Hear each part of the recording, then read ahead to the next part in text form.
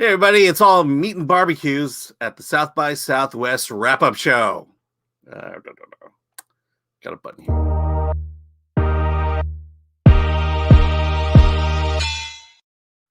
I'm Alan Ng. I'm managing editor of Film Threat, and today we are wrapping up South by Southwest. We did it at home. We weren't in Texas, sadly. Fingers crossed next year. But let's bring in the crew who's been a part of this journey. So, Lori, Bobby, Hunter, Dana, welcome. Hey, before we begin, real quick, we have an award show coming up. It's going to be if you're in Orange County or Southern California, it's in Tustin, California on April 10th, and then there'll be a virtual award show on the 17th. It's going to be awesome. It's not just a video you're going to watch. You're going to be actually able to experience, interact, be a part of that experience, whether you're in Tustin or whether you're at home. And so find out more at awardthis.com, and we have a commercial. In a world where every award show is a fucking Zoom call, comes Award This. From your pals at Film Threat comes a celebration of true independent films. Join us on April 10th at a socially distanced drive-in. In fact, I'll be there as your announcer, wearing a hazmat suit and inside a giant Bacta tank. And prepare for a virtual award show unlike any other ever in the history of mankind, or awards kind.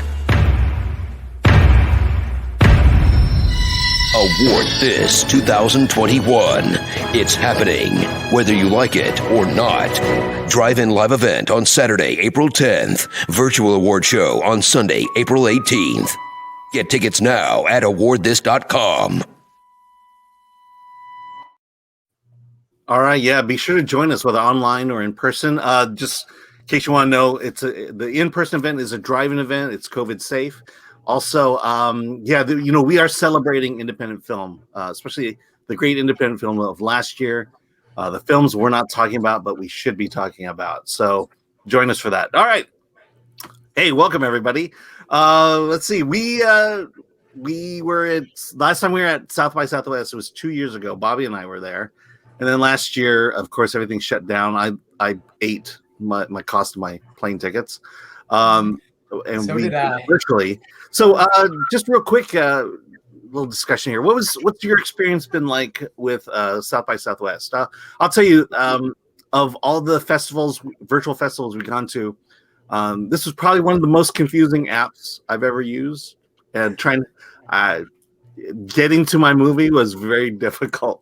I think Sundance and Filmocracy actually are my favorites so far. But yeah, what was your experience like? It took me a good while to figure out how to navigate the whole thing. And at the beginning, when we were trying to get our tickets, like the site kind of froze up for a while, and I was like panicking because I thought I wasn't going to be able to get into the movies that I wanted to. But that, of course, that didn't happen. But but overall, like once I got used to it, it was fine. But I agree with you that Sundance, I think, definitely had a better online platform, and they were like probably better prepared.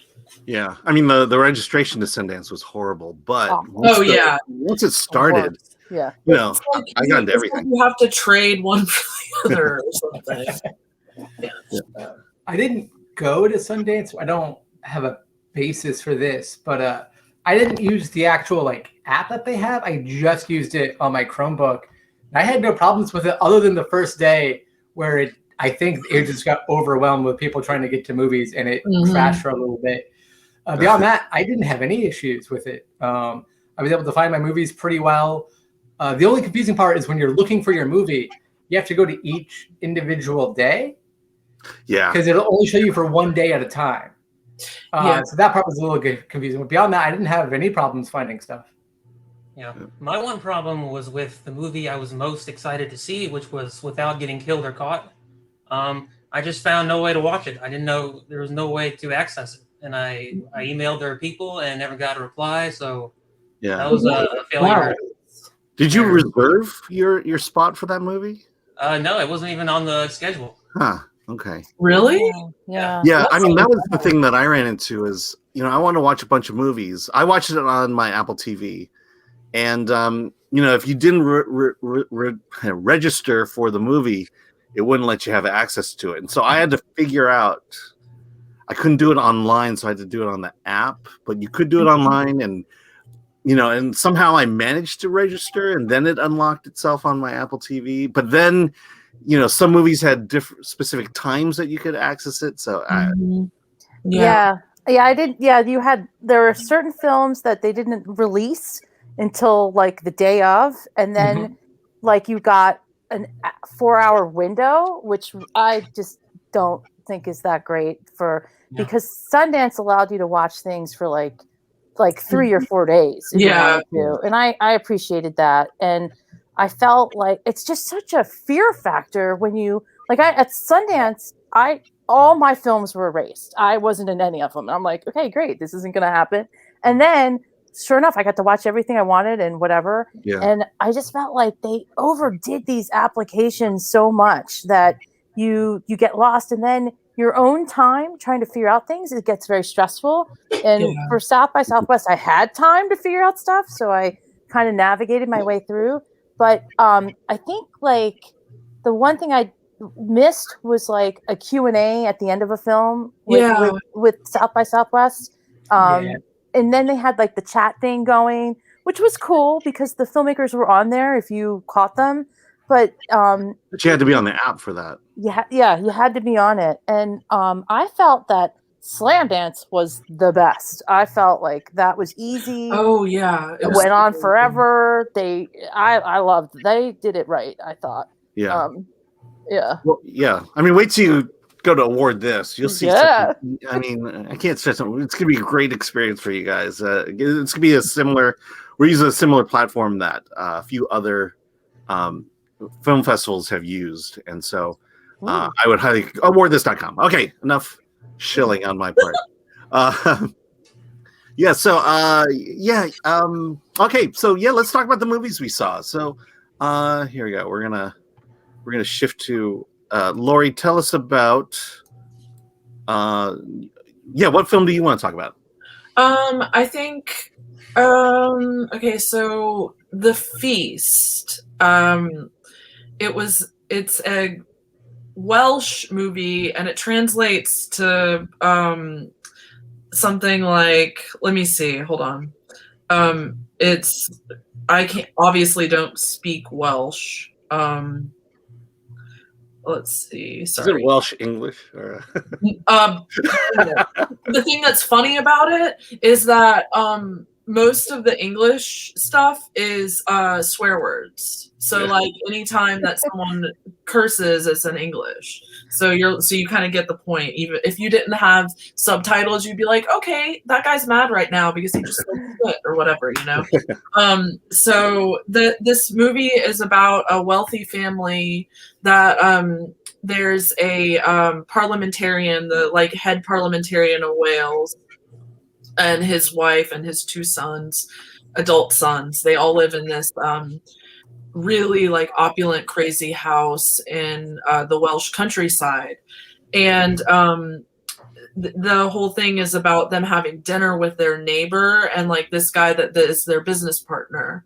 And as things go on, you at first glance, it seems like it's a comedy of manners, caste system, sort of looking at class and stuff like that.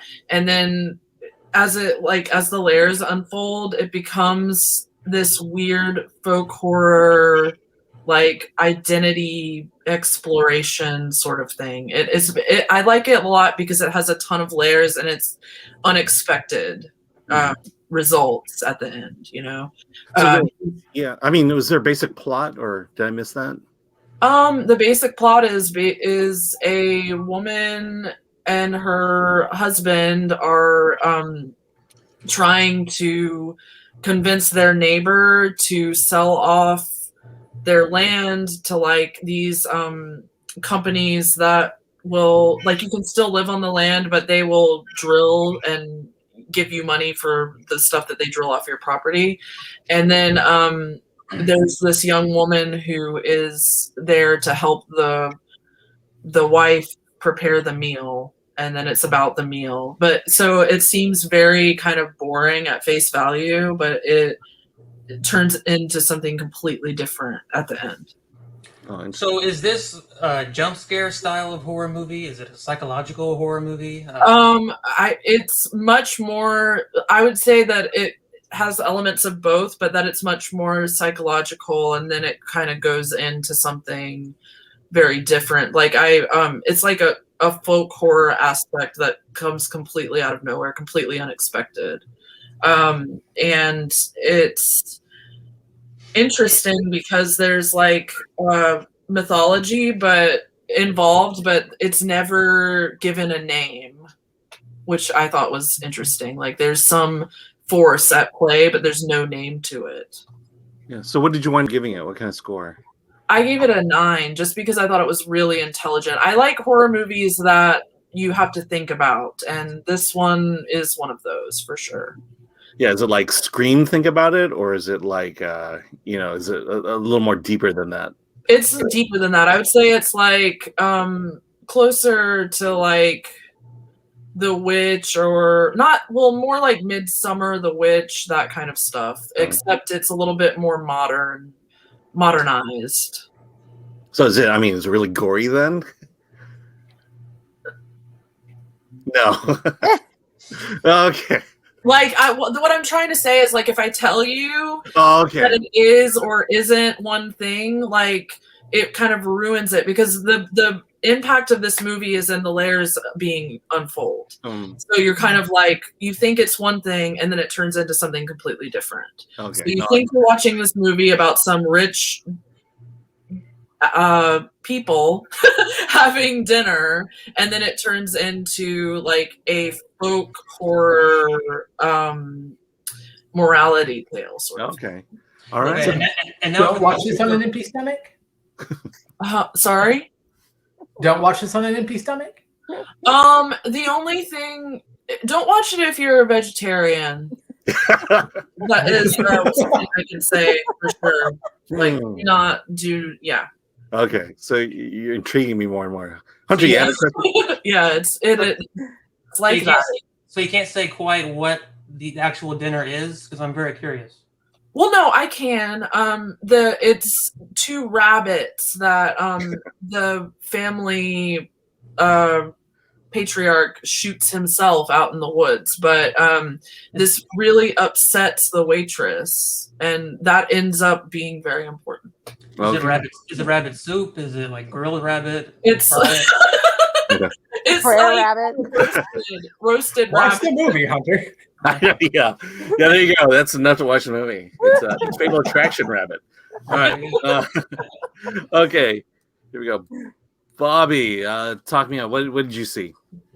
I saw The Spine of Night, which brings back a very old style of animation called rotoscoping, which is when you hand draw the animation elements over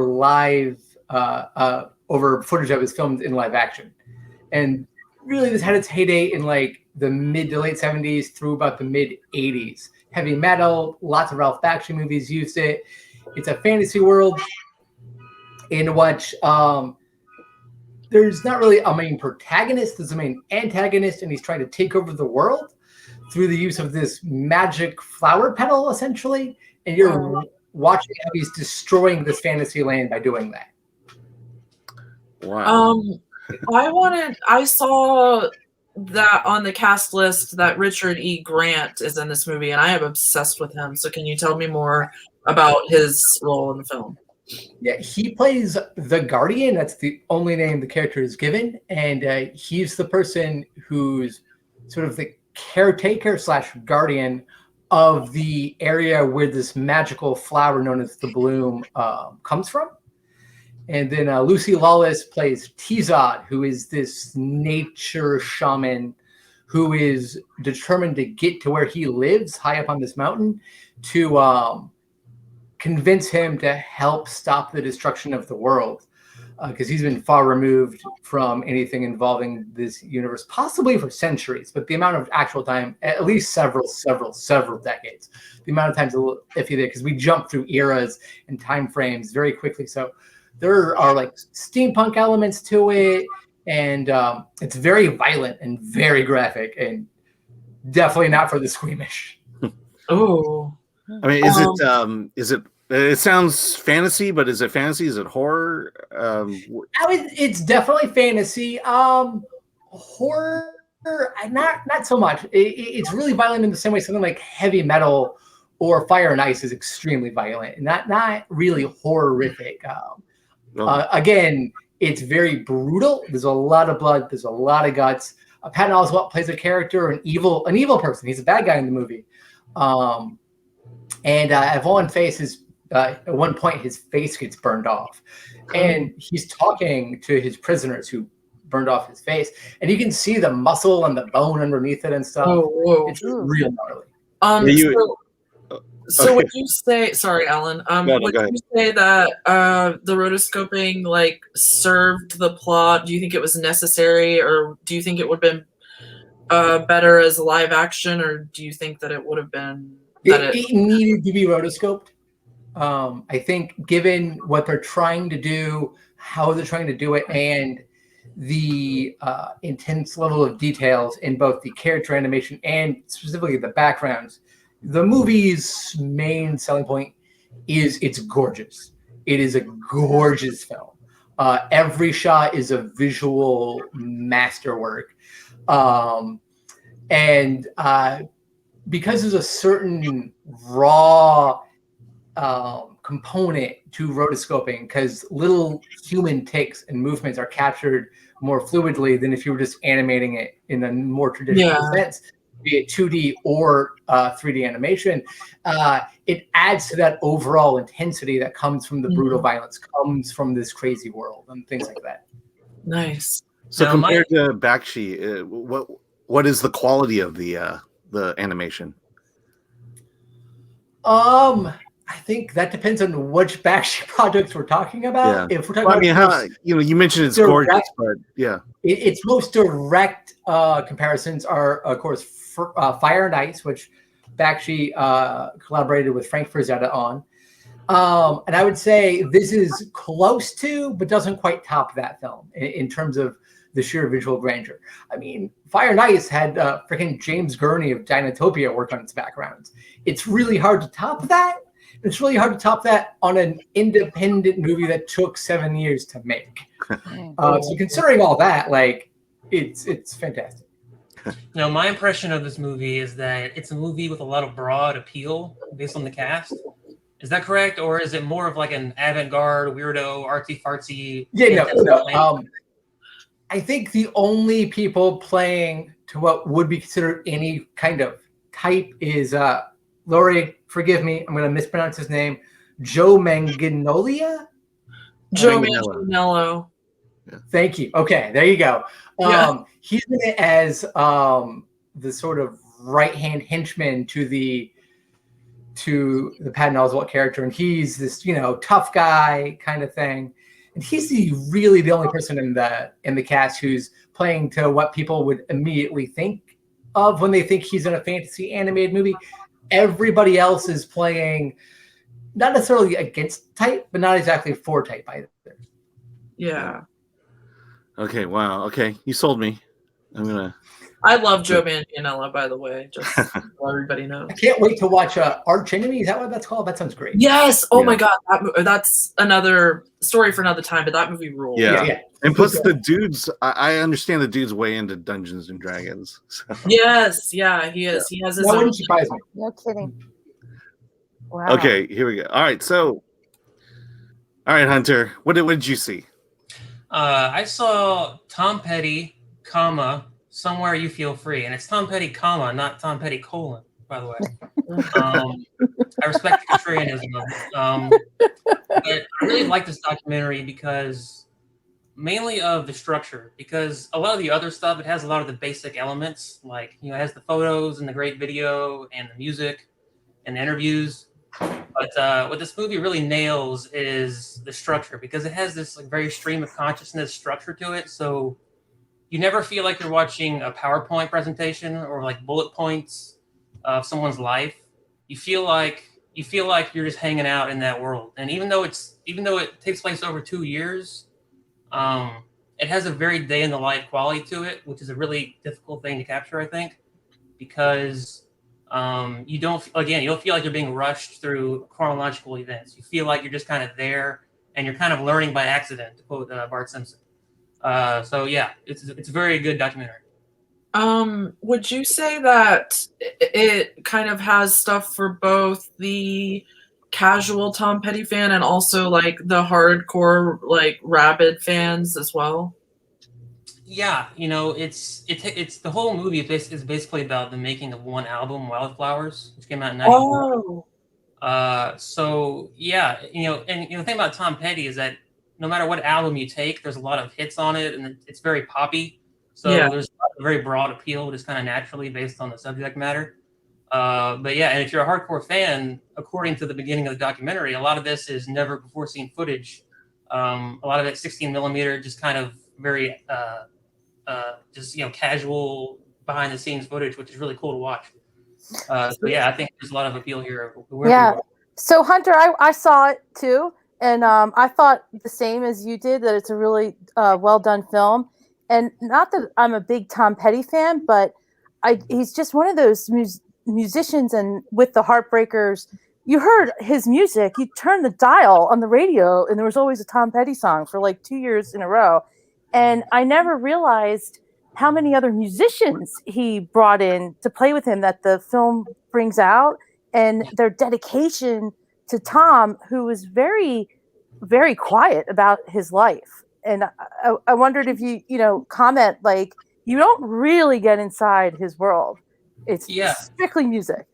That's actually one thing that I liked about it, because there's kind of a brief insinuation. I think his daughter talks about how one of the songs might have been inspired by his impending divorce with her mother. But she just kind of throws it out there. You don't actually get into all that stuff, which I really liked, because just me personally, I'm not into the gossipy, personal lives of these people. I just care about the music. So that really appealed to me. So you're saying it's very fly on the wall? There's no like talking heads and stuff? Well, there are talking heads, but they're very minimal. Mostly it's Rick Rubin, Mike Campbell, some of the other Heartbreakers. And Rick Rubin's really, he's just a really interesting guy. Yeah. So you could listen to him for hours. He has a great podcast, by the way, but he's just really great to listen to.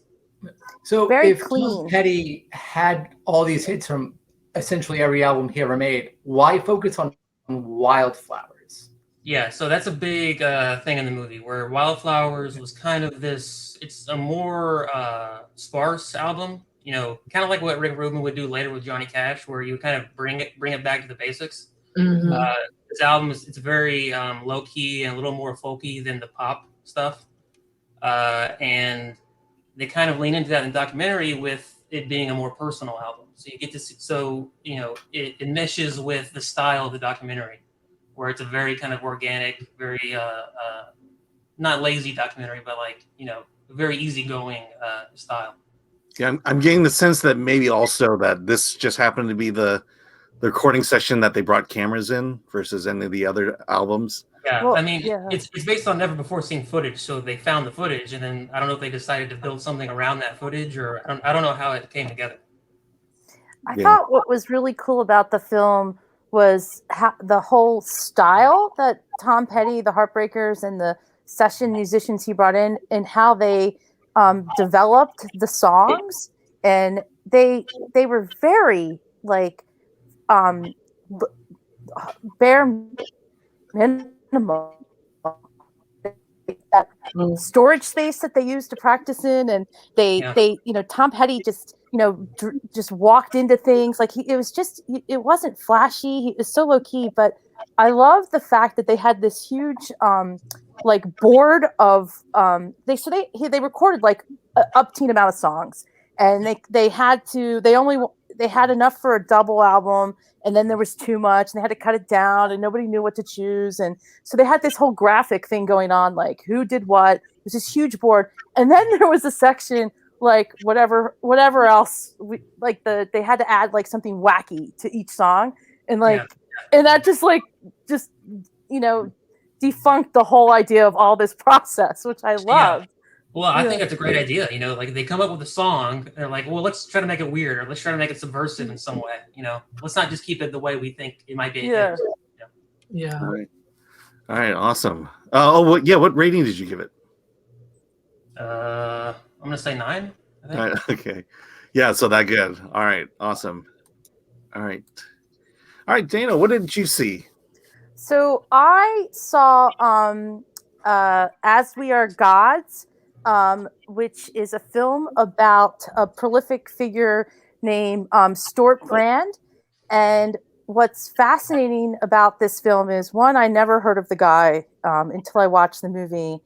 And when they open the documentary, it's about 20 so people saying how amazing this person is, ahead of his time. He's the most advanced person walking on the planet. And then they get into his story. And basically, he's a guy who grew up loving nature, went to Stanford, got into genetics and biology, then became a total freaking hippie, met Ken Kesey, did the whole Merry Pranksters thing, was part of the acid test, and was totally into how acid would change people's lives and bring hippies together. But then when they went to the moon, he asked the question, why don't we see a photo of Earth? And essentially, he launched this campaign on this one image, like, we should be able to see Earth. You're up there, we should see it. And finally, NASA releases this global Earth image we all know, it's very iconic, blue Earth, blue marble. And apparently this started the whole environmental movement, because people were able to see Earth as a whole, as opposed to living on it and not recognizing we had problems with the environment and plastic and things that were going on. But now people had an identity to it. And so he brought all these people together who cared about the Earth. And at the same time, and there's so many things this person did, but he decided that he wanted to get into I don't know why I keep blanking on this, but extinction idea. And he talks about how the American chestnut tree went extinct, carrier pigeons went extinct, but we kept their DNA so we could bring them back. And bringing back creatures and plant life will help us take care of the planet. So Jurassic Park. Yes, they talk about Jurassic Park. And so he is on a lifelong journey to do this with other people. And there's a scientist from Harvard who joins him on this. And they actually have discussions around the world, like planned discussions, and he gets shut down every time. People think this is fooling with God. And the title of the film, We Are As Gods, is something that he used constantly in his life. And one of the most prolific things he did is he created this Earth catalog, which was a huge deal. And they actually talk about it as being the web, the internet, in print form. And that's why everyone thinks he's so incredibly smart, because he would do this catalog. He did it for like 10 years, and then he stopped, and he started focusing on his other work. And they also talk about this millennial clock that's been created that should last 10,000 years, that they put into some mountain in the West. And basically, he has been on a lifelong journey to save the planet. And he's one of the other things, and they start the movie with this, is bringing back the woolly mammoth, because they go to Russia, into this other park where it existed, and the permafrost that's disappearing, and they're trying to bring that back, the trees back. And in his lifetime, he may see the American chestnut tree come back, because it's already being planted. And that's just like part of the film. Like, there's a ton more going on, but it was fascinating. And now I know who this guy is. I'm curious how his usage of psychedelics informed his other work. So, very good question. So, using psychedelics, as he said, it is a part of mind expansion, and that you're able to think about things outside your body, and not so much you're opening up your mind. And he felt that psychedelics allowed people to come together too, especially in these parties that they did in the acid test, so that like-minded people could create new things. Okay. I'm actually. Do they send you psychedelics? Send you? Do they send you Yeah, psychedelics? part of the watch, Feedback. part of the festival. Did they pass them out of samples and Yeah, I didn't make that list. Man. One thing I'm curious about, I'm a big fan of the book, The Electric Kool-Aid Acid Test. Yes. By Tom Wolfe. I don't actually remember him. I probably saw the name, but Yeah. what exactly was his role in that whole thing?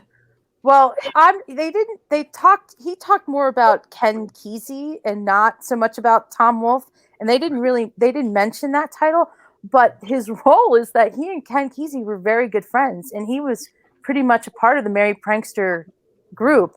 And they also bring in Jerry Garcia's wife, and how they were all very good friends, and how the idea was you were at a party, and I guess this was part of the Grateful Dead scene. You never drink anything when you're around the Grateful Dead because it's probably laced, and so that you're gonna be tripping, and you might not even know it. There's a joke about one of the shows that they did with, not Dick Cavett, but they used to do these Playboy party shows back in the Playboy 60s. After Night. And apparently the Grateful Dead were on one of them, and they had laced the coffee, but nobody knew, and they have it filmed. But I don't know if that's true or not, but they say that, and this guy Stewart was all into it. And then after that life ended, which ended with a party that he himself threw to end his days working on the catalog. This is probably an important part, but he was also friends with Steve Jobs and the whole Apple crew. I would even venture to guess he might have invested in early days. He knew them all. And he talked about how he actually wrote an article about how the computer was going to take over our lives, and that, way back when. And, so he was like this futuristic man. And so that whole acid thing, apparently all these people were part of in one way or another, which is kind of wild. Because then he fell into a deep depression in his life. He broke up with his wife, and he finally has come back to it later in life. So it's interesting. I was gonna ask you if there's a dark side. Like, is there a beautiful mind moment? It sounds like you talk about that even the drugs and the psychedelics is seen more as a positive in the documentary.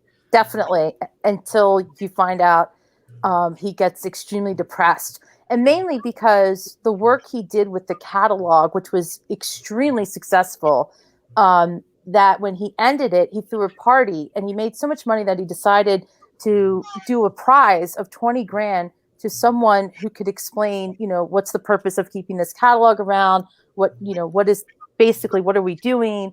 And people were in a room at this party, a big one, and they kind of got hostile until this one guy basically burnt $100 bill, and he's like, we don't need money. And he ended up winning the $20,000. He also is one of the guys who was a founder in Apple too. Wow. So it's just a wild group of people that this guy, and it's a Stanford world too, I think, and in Haight-Ashbury. And it's just this interesting group of people that created a lot of things in our life and are continuing to understand what it is we're doing. But the work with, bringing back the genetic possibilities of fixing things, and that comes back to the title and his sort of motto, is very controversial. And even Peter Coyote was in one of these discussions, and he gets up and he's like, I don't believe he got him down. And you're like, whoa, and it's depressing for him. Yeah, crazy. All right. So what rating did you give it? I 8.5. 8.5. All right. Excellent. All right. So I'll talk about a movie I saw. This one's called Lily Topples the World. It's a documentary about Lily Havish, and she is the biggest YouTube domino artist sensation there is. Millions of subscribers, millions of views, and her entire life, essentially from a very young age, she's perfected the art of dominoes and the toppling of dominoes. And I will say that this is just one of those documentaries that you kind of want to just sit back and watch and relax, because it's very soothing. It's very pleasurable to watch these dominoes fall, and then because she elevates it. If you watch her stuff on YouTube, it's more than just dominoes falling. She's made a science and an art out of it. It's the way it sounds, the way it falls. It's just so relaxing. She'll build these giant towers, and the way these towers fall is quite beautiful. And then you get to know her life. And I'm very familiar with it. She was adopted from China back in the late 90s. And she grew up in Connecticut. Or New Hampshire. And so she talks a little bit about her life as the only Asian in her community or her school. And then it gets really into all this YouTube media influencer stuff. She spends a year in college, makes a great amount of friends, but realizes this is not her thing. She needs to do her dominoes. And now she does it for a full-time living, just doing this domino stuff. You just want to watch it. My daughter hates documentaries, and I said, you're gonna like this one. And we just sat there last night and watched the whole thing. It was just like, so peaceful, so serene. It's great. It's just amazing what she does, what she can do, and how she elevates this art, because she is considered the best in the world when it comes to dominoes. I have a question, Alan. Do they talk about sort of the theory on how all this works, like the science or the kinetic energy I've always been curious about that. That's why I thought it was interesting. Well, it's interesting you asked that, because one minor through line throughout the film is the fact that she wants to produce her brand of dominoes. Basically it's her quest to produce and sell the perfect domino. And there is a section where she describes what makes that perfect domino, because she has to sell it she goes to a toy fair and goes from manufacturer to manufacturer, and there's a very specific texture that it has to have. Very specific weight and feel to it. It's the size of a domino, so that's already taken care of. The edges have to be sharp. The texture it can't be a smooth texture, and it has to make a specific sound when it falls as well, to give you that nice, peaceful, serene feeling as you're watching it. Yeah, there's always this meditation element about dominoes when you're using them, not as the game, but like in art, because there's that part too. Did she ever talk about like the game part ever? Did she do that? No, there's no talk about the game. I mean, it's funny to call it dominoes, because the domino implies it's those dots, the 1 through 6 dots, and the dominoes she uses, they're just rectangular domino sized pieces, and actual dominoes. Yeah, so there's no game. There's no game. No one's playing dominoes. Did she put any artwork on these pieces ever? What was that? Did she put any artwork on those pieces of hers, or are they just like blank? They're blank. I mean, when she meets someone famous, she'll sign a domino. She'll have them sign a domino. So, like she was in the movie Collateral. Oh, okay, her domino art was in the movie Collateral Beauty with Will Smith, and it's that elaborate piece at the beginning of the movie. That's what. Yeah. Oh wow. Yeah. Does she ever tip anything else over, or is it just dominoes? Oh, yeah. Cows, or Yeah, she tips cows. She goes. There's a section where she goes out to a farm, and she lines up cows and just ruins an entire field. How much focus is put on the Asian American experience in the movie? There's a little bit of that. There's a moment where she's talking to, I will say this, in the late 90s, in the aughts, there was a lot of adoption of Chinese girls because of the one-child policy in China. Yeah. And so I certainly did that with my wife, where we adopted, and so that was a big part. And so it's addressed, it's talked about her experience, but not in any profound, deep way, other than to explain her experience and what it was like growing up as an adopted Chinese girl. I'm adopted too. I didn't know that your daughter was adopted. That's cool. Oh, yeah. Yeah. I love that you're able to watch this film with your daughter, because I find that in these festivals, there are very few films you can watch with the family. Yeah. Well, I mean, weirdly, we're going to see Spine of Night next. So,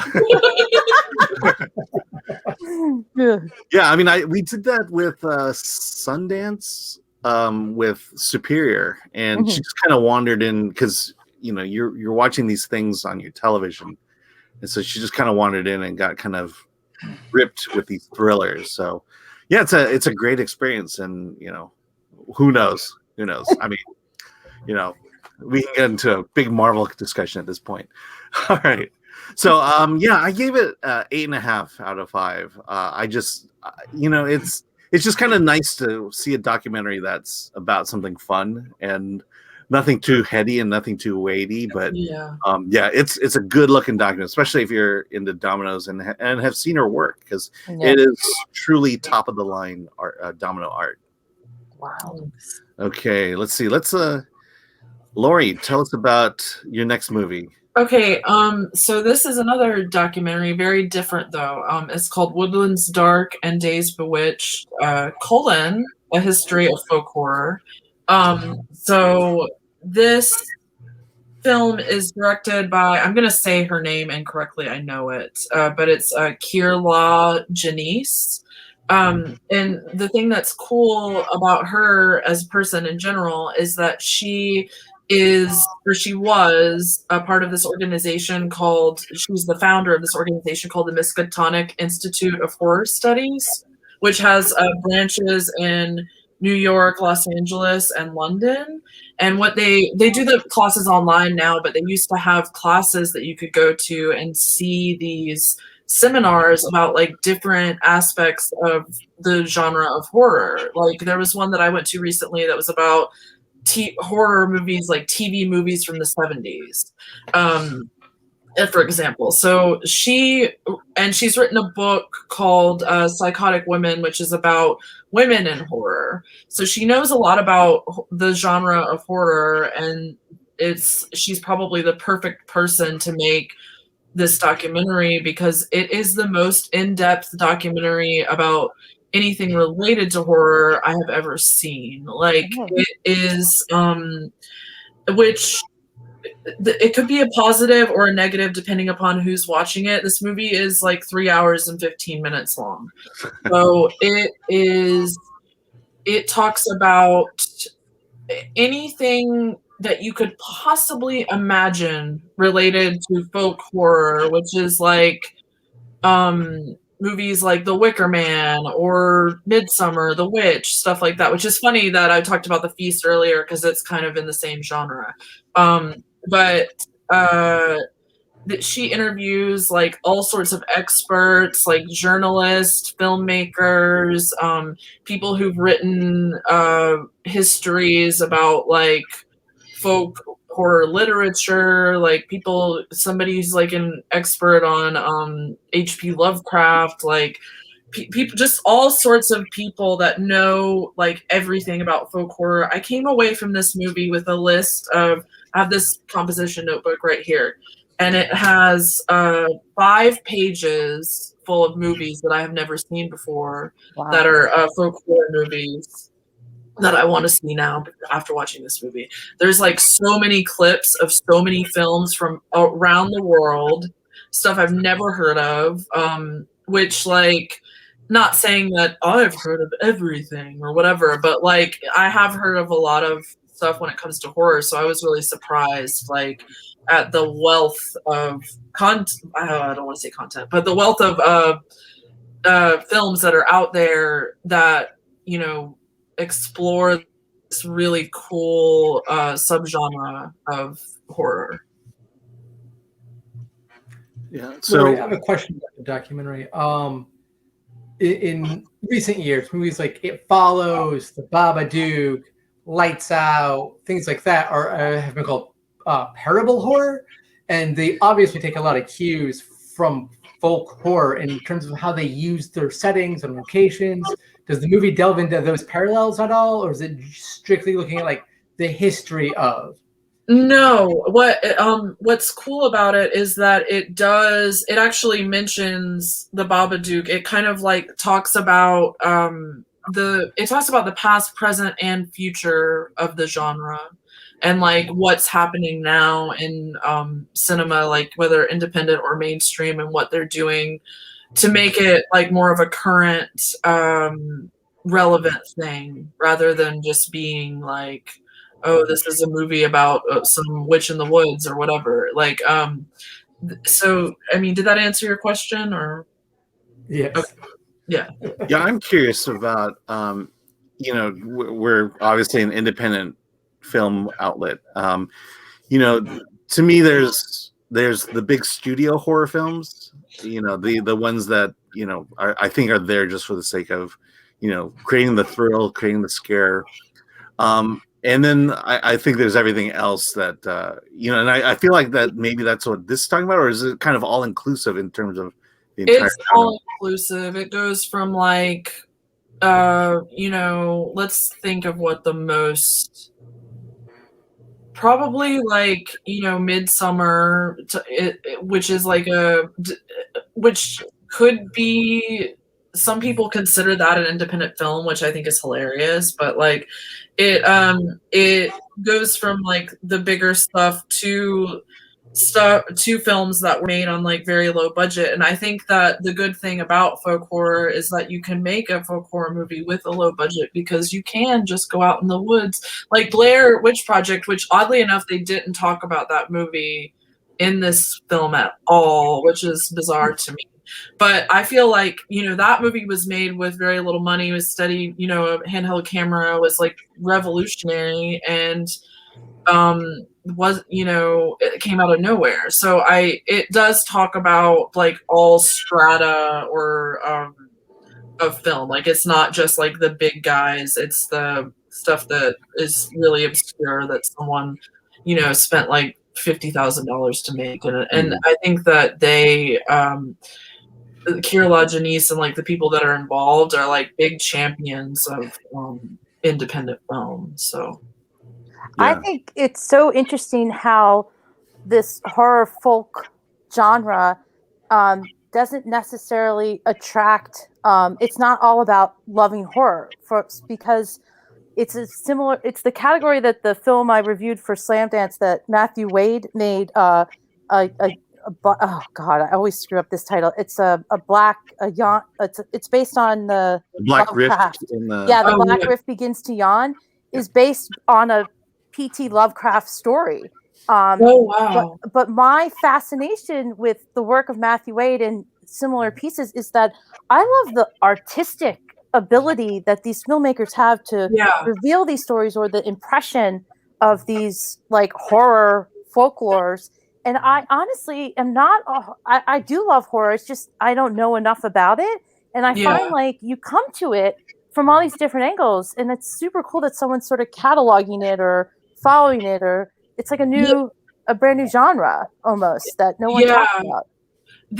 Like what's cool about it is that it's divided into 6 different parts. So there's part where it talks about witches, and there's a part where it talks about like the occult, and then there's an international section. So like it's really like a class. It's like going to one of the Miskatonic classes, which I recommend anybody that's watching, if you can do them online now. So I would recommend that highly for anybody who's like into the education aspect of this whole world of movies. And I love learning about movies that I've never seen before. And so that's why I like adored this movie.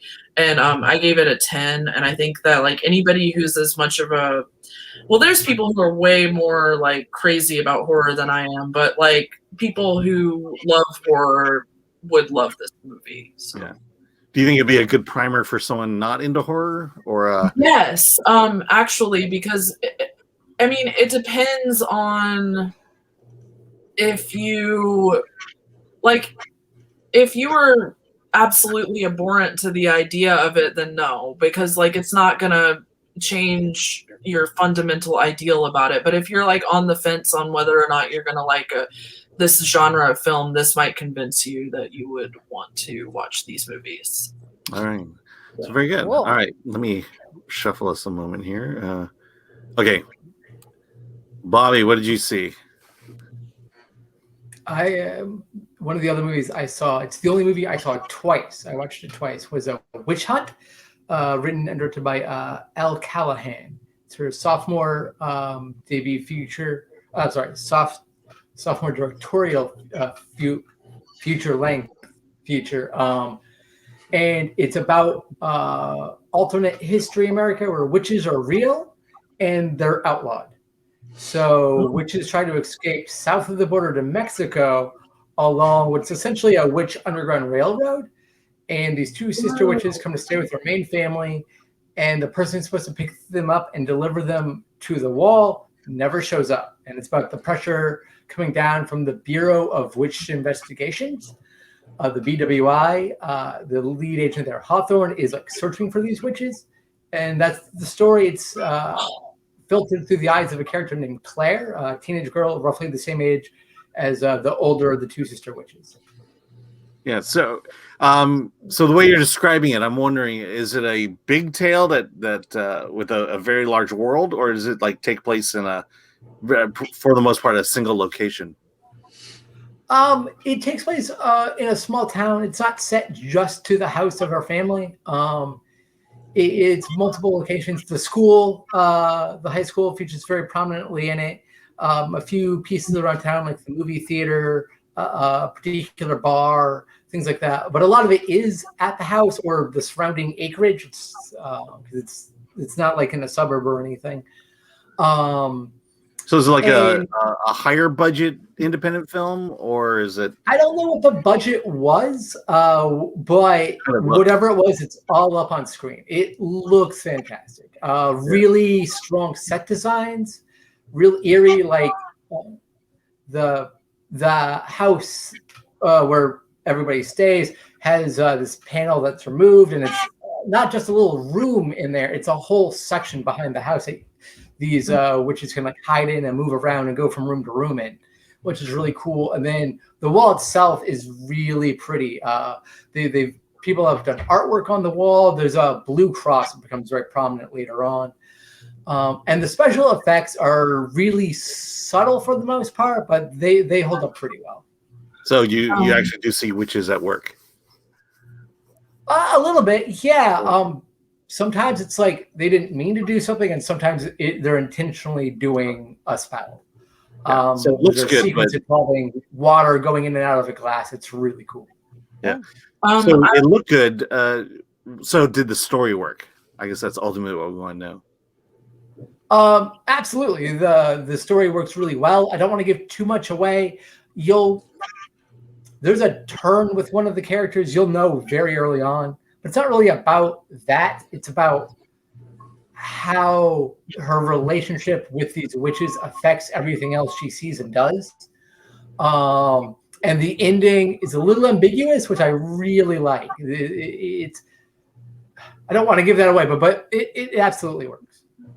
Is there, do you think that there's like a strong commentary about immigration in the movie with the themes, or is it just coincidental that that is part of it? Specifically about immigration, it's there and it's interesting. It's much more about government regulated discrimination, especially given when it was made, the government at the time, and that sort of thing. It's clearly a reaction to that, especially filtered through the character of Hawthorne. He's explaining to the mother of Claire, her name is Martha, that his ancestors were witch hunters, and he goes on to explain how that's not a good phrase anymore and it's archaic, but he loves owning that phrase. And the parallels between him loving to own that phrase that just doesn't mean anything good, and the parallels against people proudly calling themselves Proud Boys or Oath Keepers or whatever else you can't miss it, and it makes it very subtle, but it's not a sledgehammer to your face either. I think that his name being Hawthorne is hilarious. Scarlet Letter. Yeah. That didn't even occur to me till right now, to be honest. Just never popped into my brain. Well, this just came to me, but it sounds like the X-Men. It is. I in my review, and when I first saw it, before I rewatched it, my first thought was that's the best X-Men movie ever made. It's very much a tale of people with powers being discriminated against, and people being scared of them. And at its focus, it's what the best X-Men stories, be it comic, show, or movies, do, where it singularly focuses on one or two people's journeys and hones in on their either coming of age or their arc, and seeing that through instead of trying to be a big, expansive adventure, which, when the X-Men movies do that, is when they fail miserably. Does this movie have any fun world building stuff in it? Like in Kill Bill, there's a place on the airplane to put your sword. Is there any stuff like that? I didn't catch any of that. I'm sorry, Hunter. Oh, is there any like fun world building type stuff, like little flourishes that could only happen in this make believe world? Yeah, a little bit. A lot of it has to do with how the government operates and stuff, like this underground railroad of protecting the witches and getting them to safety. It's via water jug deliveries for like those big coolers you would have at your office, So there's a little flag that goes on your mailbox, and when it's up, there are water jugs to be picked up. When it's down, there aren't, things like that. And it's never like the focus of anything, but if you look for it, you can find it. And so the world building is a lot of background stuff, with only the necessity being in your face. Okay. Very cool. And what did you give that one? I give that a 10 out of 10. It's the best movie I saw at South by, and I saw a lot of really good movies at South by. This was I know you are a big producer this year of reviews, so yeah. I got some more coming. I got at least one more to write. Yeah. So yeah. All right, very good. All right, Hunter, hit us up. What'd you see? Okay, so I saw a movie called I Went to the Party. This is not a new release. This is a 5K remaster of a documentary that came out in 1989, directed by Les Blank. Ooh, yeah. And Les Blank, he made a lot of different documentaries on a lot of different subjects. But he made several documentaries on the subject of Southwest Louisiana and the Cajun culture in that area. And this movie specifically focuses on the music part of the culture. And so like his other documentaries, he just kind of drops you in that place and you meet the locals, these eccentric people who, you can barely understand them because they have those thick Cajun accents. Some of them speak mostly French. And you get kind of a rundown of the music and how it kind of came together, this kind of weird melting pot of cultures, and how it evolved throughout the years up until 1989, and how it ironically became, as someone in the movie says, Americanized, even though it's like a uniquely American melting pot culture. but it was so distinct from everywhere else in the country and every other kind of music that it kind of was Americanized. And it's, I'm a method film critic, so I actually watched this movie in Southwest Louisiana. So and it's just really good. It's like all Les Blank's other documentaries. They're just really, I guess you would say, like flavorful. They have a lot of personality to them. So you said it's 5K, or it's a 5K remaster? Yeah, but don't ask me what that means. I don't know how that. I don't know if there's a 4K or whatever. I don't know. Yeah, well, I mean, it's supposed to be. I guess the impression is it's much higher resolution, but clearly you didn't see it on a 5K screen. No, but you saw this before, though. You saw it before, right? Or no? I've seen his other documentaries on the subject of Southwest Louisiana, but not this one. Okay, so I mean, how did it look in terms visually? Yeah, it looked really good. I mean, it looked clear, but not too clear, where it still looks like a kind of an old timey. I mean, not old timey. It's 1989, but it still has that sheen where it looks like an older movie. Yeah. Oh, cool. Looks like Hunter, celluloid. Talk about how that person said that the Cajun music was getting Americanized. Do they show what that means in the documentary? Like in what way? In what context is he saying that? Yeah, so it kind of happens around in the 50s when rock and roll started to get popular, and that kind of changed the flavor of the music. A lot of musicians started to, they started to become interested in like Elvis and Jerry Lee Lewis, Hank Williams, and other people, and they started adopting their styles. And this kind of very unique culture started to become watered down a little bit, to the point where today, if you go in that area today, you don't really see that many people that speak French or play that kind of music anymore. So. Yeah, so you haven't heard the Pat Boone Cajun album? Or? Oh my! I have not. Too funny. Oh my god! All right. So what rating did you give that? I think I put a 9 on that one. Yeah. I just want to know real quick. Sorry. How would you compare this with Les Blank's other documentaries? As how, do you like this one more, the same, or less, or? They feel to me like almost one big documentary. So it's kind of hard to say. To me, that culture has always been about the food. So he made one specifically about the food, and I think I like more. Oh wow! I relate to that more. But this one, it kind of fits in nicely in that little, whatever you want to call it, that group of Cajun documentaries. Nice. So I'll just ask for the uninitiated. What is the Wes Blank style of documentary? How would you describe that? Well, I would say it's very hands off, and it's very, you just kind of get to know the locals. It's like a very grassroots approach.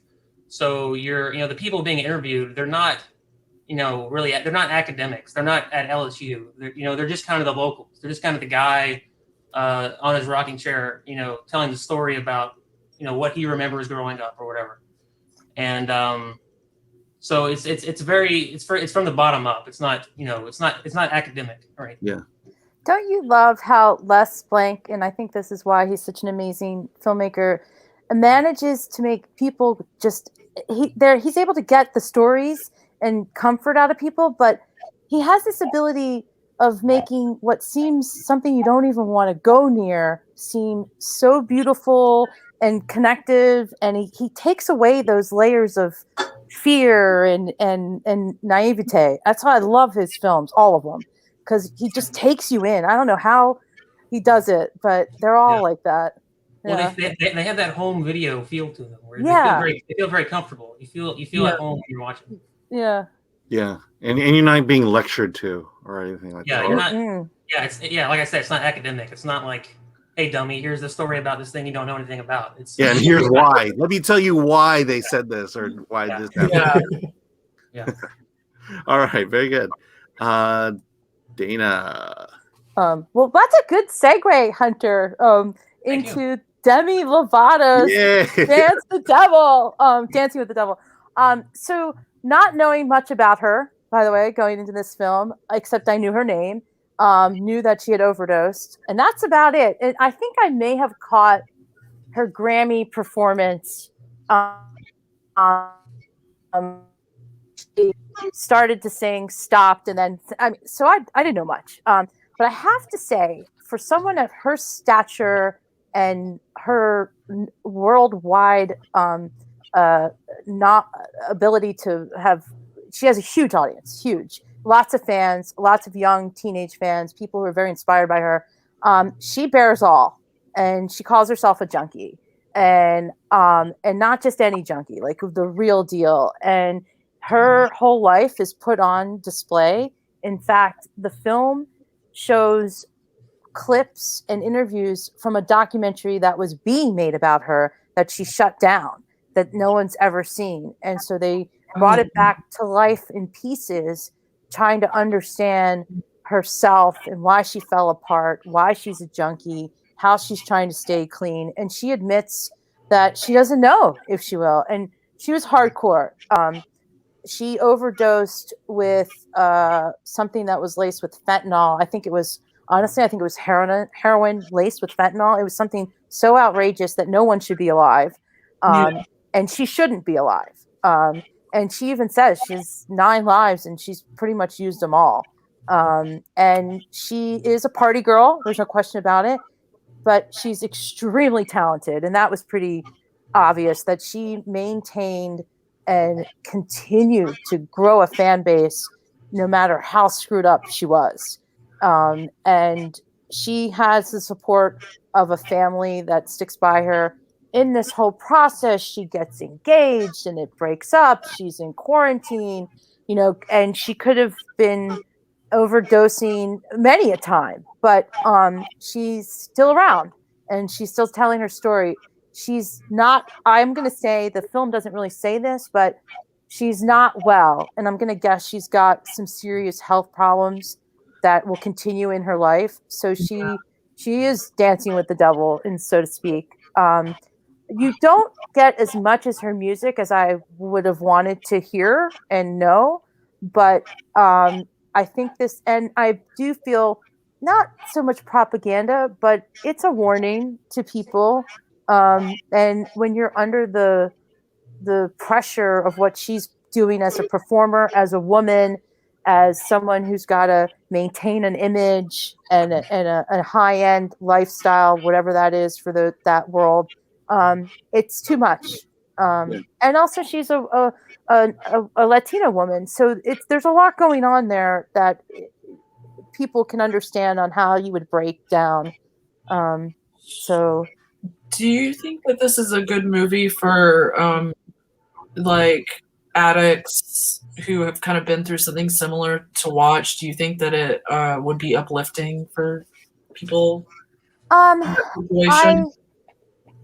Yes and no, because she kind of admits that she's not sure she'll stay on the straight and narrow. She doesn't trust herself.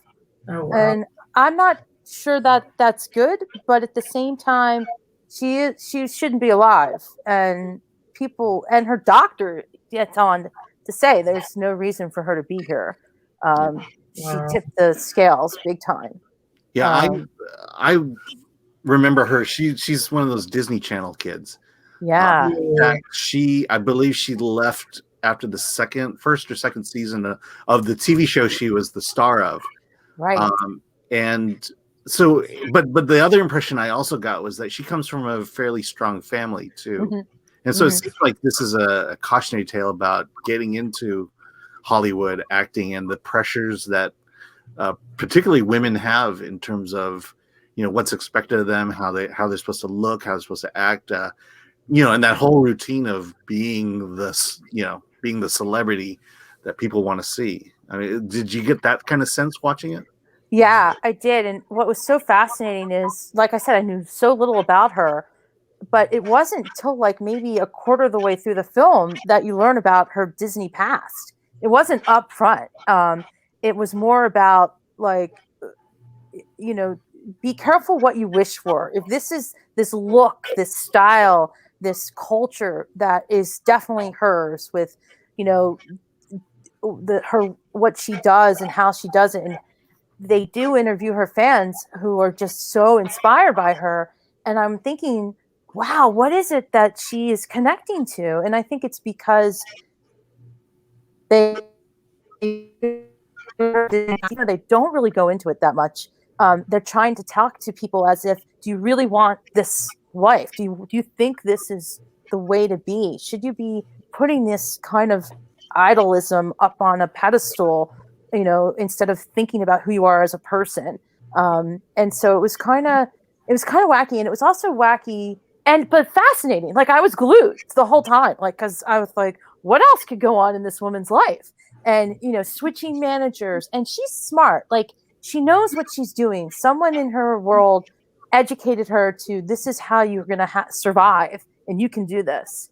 And not everybody's got that. Not everybody's got a team. Not everybody can, make a documentary about their overdose. So she's tough. Yeah, incredible. What score did you give that? I'd say another 8.5. Yeah.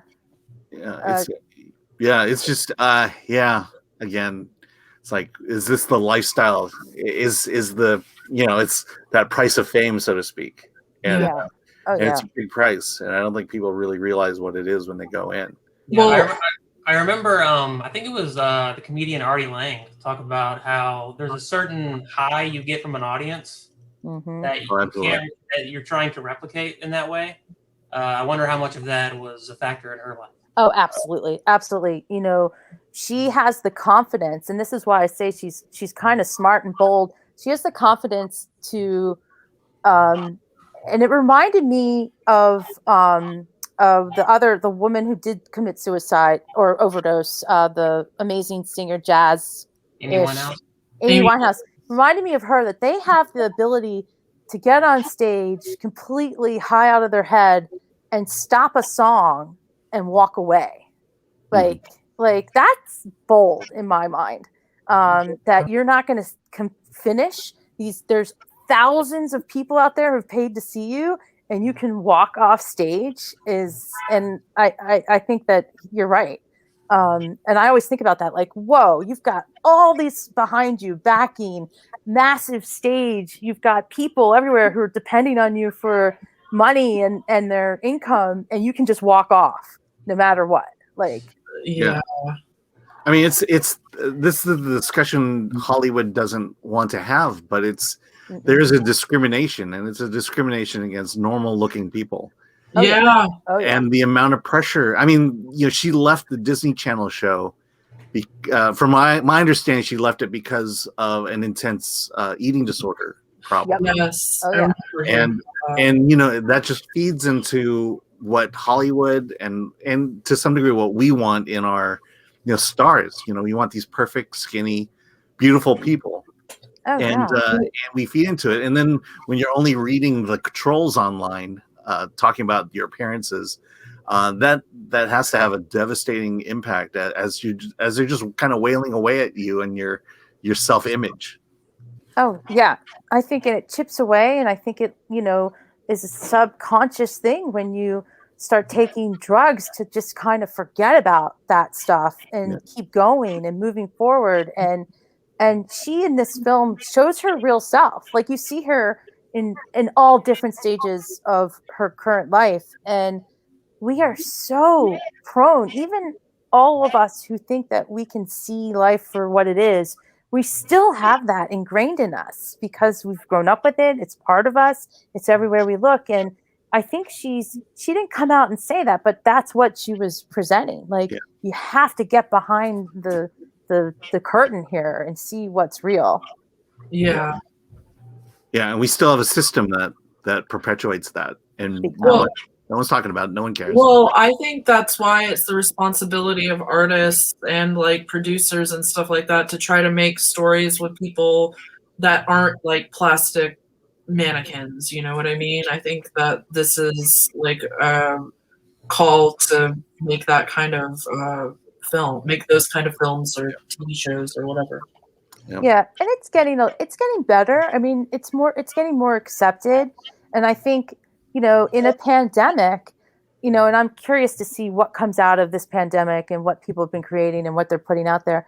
I think we've been able to look as a culture, and she brings this up. You see inside what's horrible and what's out there. We've been given in the weirdest and most horrendous way.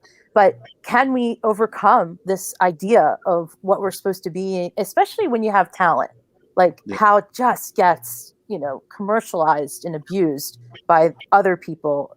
How do you keep going?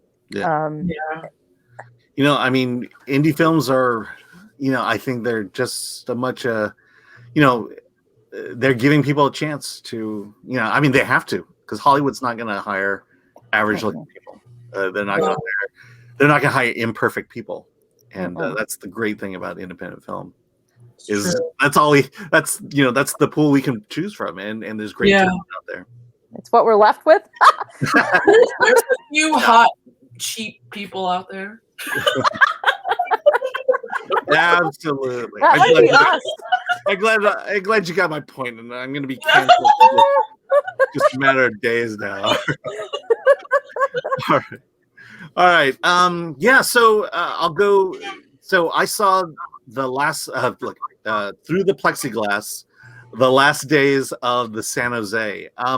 This is an Austin film. One of the things about South by Southwest is there's a dedicated festival lineup of Austin-based films, and this is a movie about a hotel, more of a motel, called the San Jose on South Congress Street, which is a very hip place today in Austin, but back then it was a seedy motel basically, and I want to say the person's name is Liz Lambert. I got to look up the name again, but this real estate developer, I wouldn't necessarily call her that, officially, but she went and bought the San Jose for a very cheap price because of its location and the physical condition of it, and decided that she was going to renovate it, which is kind of a precursor to the gentrification of that area.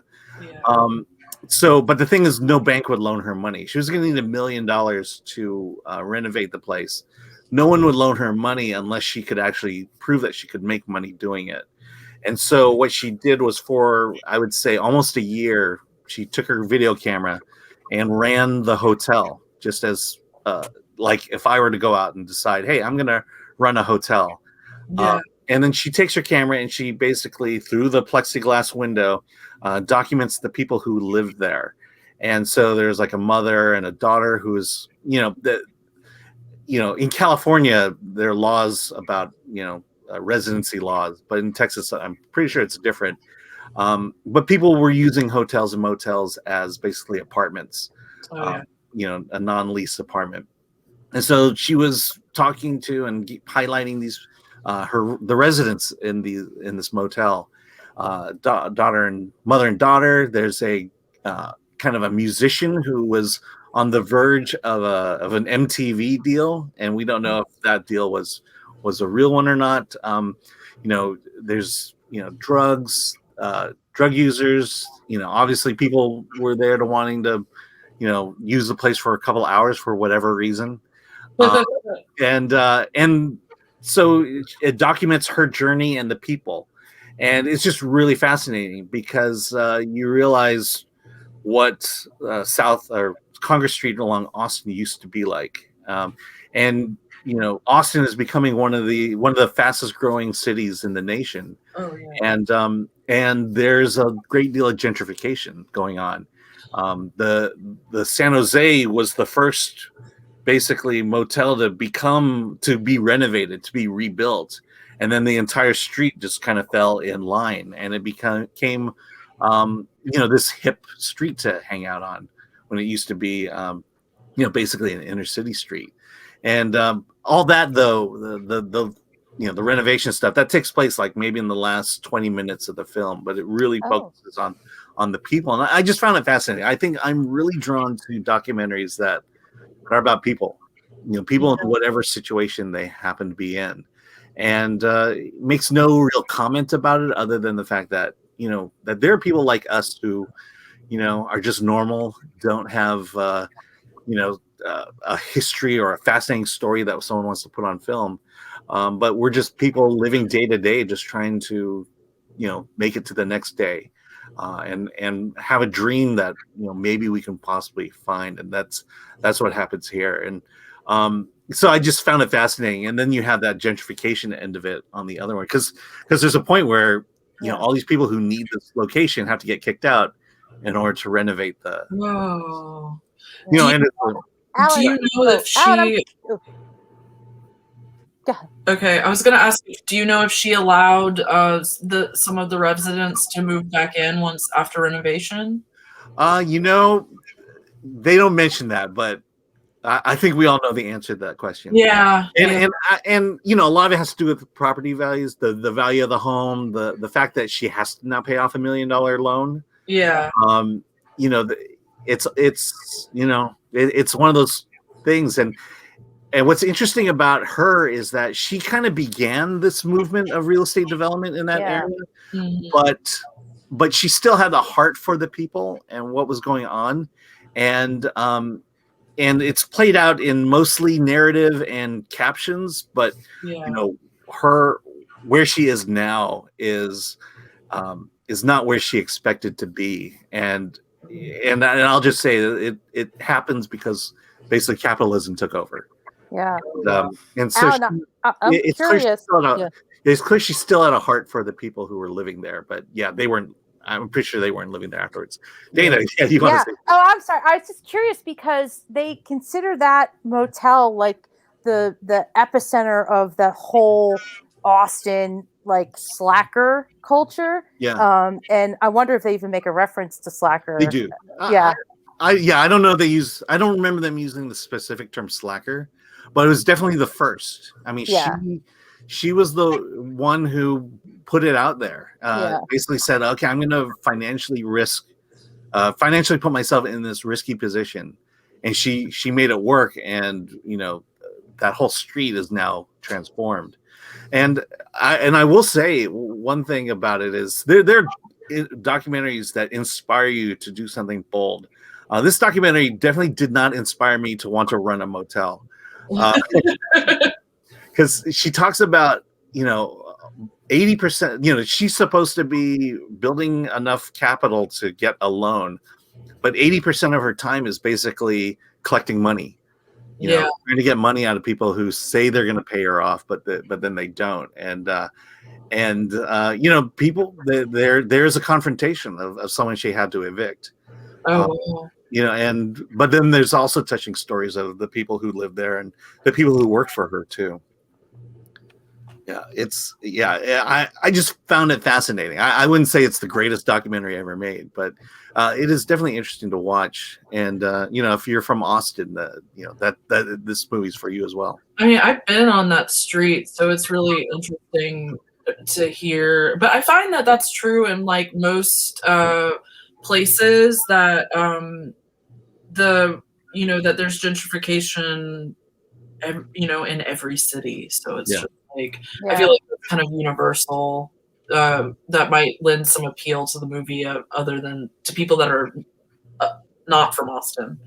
Yeah, I mean I'm fairly mixed on gentrification. I see kind of the positive and the negatives, and and it's just the negative to me, the biggest negative to me about it is it's not like it's people remodeling and rebuilding. It's companies, it's investors. Yes. Yeah. And you lose the personal touch to what homes and housing used to be like.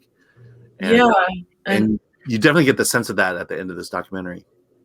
I think motels play such an interesting role in culture, and the film makes me think of that William Dafoe movie in Florida, and how that is a whole other. That's like the opposite end of what you're talking about. And then I think about these motels, like there's one in Boise called the Modern, and then there's another one in Portland called the Jupiter, and they are surrounded.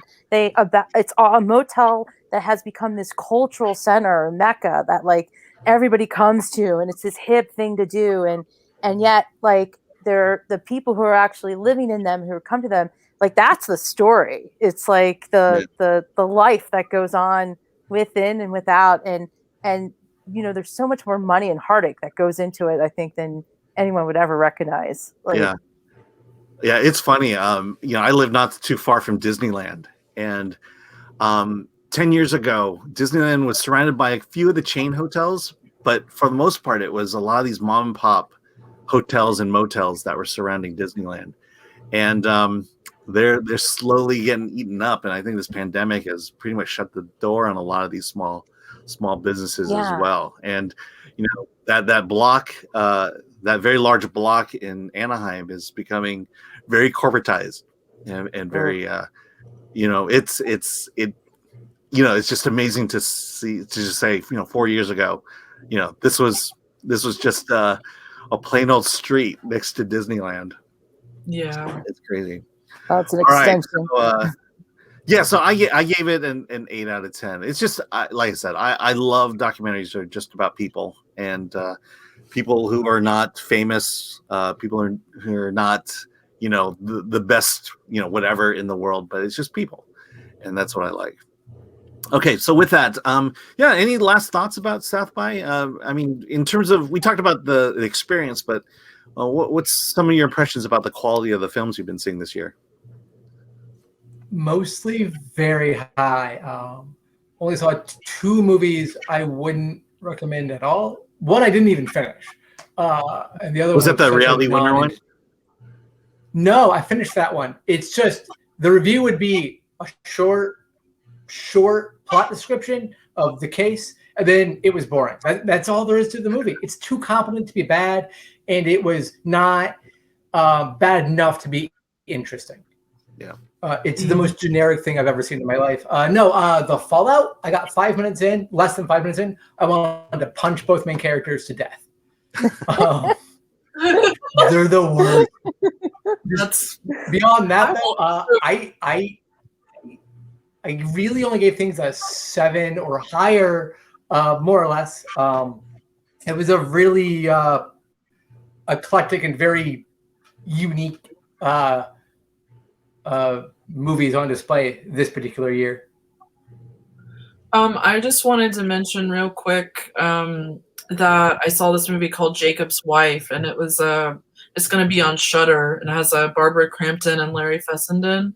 And Barbara Crampton sent me a direct tweet on about the review that I wrote, saying thank you, which to me was, as a horror fan, was like a big deal. So that was like my big takeaway from South by Southwest. Yeah.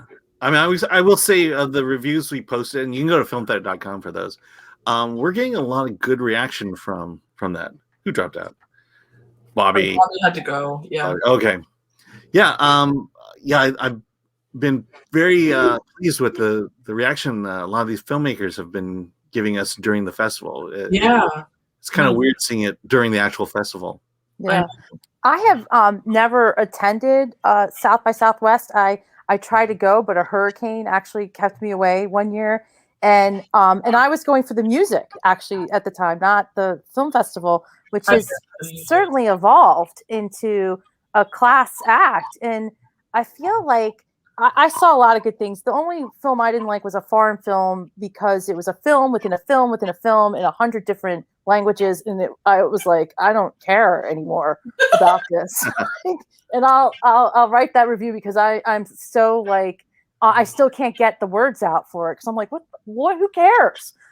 After a while, and you can't understand anything. And so, but other than that, I felt like each festival that we've watched online so far, like the big ones, you can really see the personality of the festival come out. Yeah. And I think South by Southwest defines itself with what you're saying. Films about people, really about people, not necessarily about what is happening in mainstream culture or a genre that's taking over. I definitely saw 2 different series things that are completely opposite ends. One was about Bigfoot, and the other one was about like if you were implanted with a chip and someone was controlling your life. Like it was, I'm like, okay, all ends of the spectrum, but the people. And I feel like our other festivals, you know, are all I think they're competing against one another. And to see some of the films from Sundance that ended up at South by Southwest kind of shows that. Like, it was kind of cool. Yeah. You know, yeah, the impression I get from Sundance and from the bigger festivals is that, you know, I don't mind a political message being in the movies, but in those films, they tend to be very heavy-handed.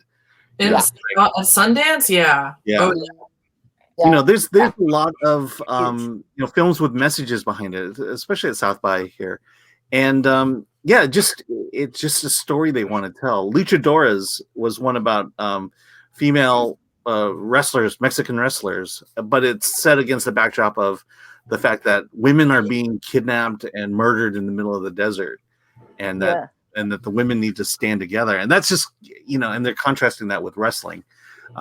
You know, again, it's a good message, and it's rarely very heavy-handed, slapping you across the face, so to speak.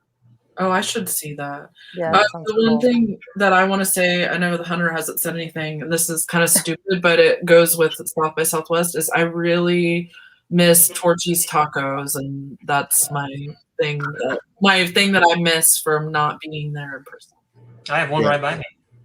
Wow! But, I know when I was there, I'm sorry, I was going to say, when I was there, I almost went to In-N-Out and then realized, why did I come to Texas to go In-N-Out? Hunter, any thoughts? Yeah, so in terms of the festival, I really love the two documentaries I saw. In terms of the narrative stuff, I would say nothing was in your face bad or in your face good. You know, I thought everything was kind of in the middle. But again, I really love those two documentaries I saw. I liked all the documentaries that I saw as well. I feel like there was a very strong documentary selection. Yeah, it's good. Yeah. And I wanted to add too, like, I thought Slam Dance was awesome this year because just such an art form going on. But I also appreciated the fact that South by Southwest is a combination of not, you know, of artistic films. I saw a short that I think won an award, Nueva, whatever the name is, and it was mind blowing. And the idea and the way they used, and I was like, wow. I'm so glad I got to see that. I'd never see it. I would never have seen it anywhere else. And they took a chance, I think, which I loved. Yeah, I mean, that's the one thing about festivals I like is you do get to see short films. Yeah. Because unless you're looking for it, you're not going to run across any short films. Yeah. And a lot of times they're, you know, it's basically short films tend to be a training ground for people who want to get into feature films. Yeah. Yeah, and so you see a lot of effort being put into them, and you know you can't help but win when you watch a short film. There should be a streaming service exclusively for short films. Yeah, you got $1 million idea there, buddy. Yeah. So well, honestly, it's Vimeo. It is Vimeo. Well, the Female Voices Rock Festival that I reviewed is all shorts, and it was awesome. It was really good, and it's kind of liberating, to watch a short film festival. I loved it, and that was the first. Your review will be posted soon. Yay! But it is. Lori knows how busy I am. It's cool. Oh, yeah. Yeah. All right, very good. All right, so with that, thanks for joining us. So we have an award show coming up. Be sure to it's free, except for the drive-in part. There's a small cost there. But we want to celebrate independent films this year. Because of the pandemic, honestly, the independent films, there's been a boom in independent films. And there's some amazing stuff out there that you know, quite frankly, doesn't have the resources to promote themselves and don't always get to go to great festivals like this. And so we just wanted to shine a light on them, spotlight them, and have you consider something other than what the big studios are putting out, since they didn't put anything out last year. So yeah. So with that, thanks for everybody for joining us. And with that, let's get out of here.